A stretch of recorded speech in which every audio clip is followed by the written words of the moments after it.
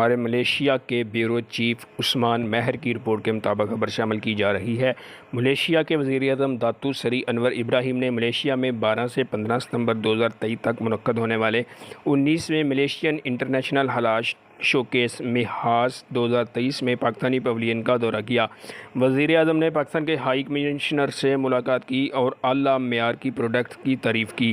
وزیر اعظم انور ابراہیم نے دو طرفہ اقتصادی تعلقات کو وسعت دینے میں گہری دلچسپی کا اظہار کیا۔ وزیر اعظم نے 11 کمپنیوں کے 27 ارکان پر مشتمل پاکستانی وفد سے بھی ملاقات کی۔ پاکستانی مصنوعات میں چاول، شہد، خالص تیل، دودھ کی مصنوعات، مسالے، کاسمیٹکس، گلابی نمک، کھانے کے مسالہ جات اور خوشبوات وغیرہ شامل ہیں۔ محاذ 2023 دنیا بھر کا سب سے بڑا ہلال شو کیس سمجھا جاتا ہے۔ اس سال ایونٹ میں پاکستان سمیت 44 ممالک نے شرکت کی۔ 44 ممالک کی جانب سے ٹوٹل 1900 بوتھ لگائے گئے۔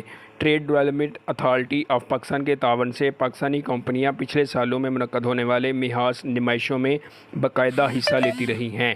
یہ تقریب پاکستانی شرکاء کو حلال مارکیٹ کی صنعت کے کاروں سے جڑنے اور سیکھنے کے وسیع مواقع فراہم کرتی ہے، جس سے پاکستان کے زر مبادل میں معاونت ملتی ہے۔ عثمان مہر، نیوز 4 ملیشیا۔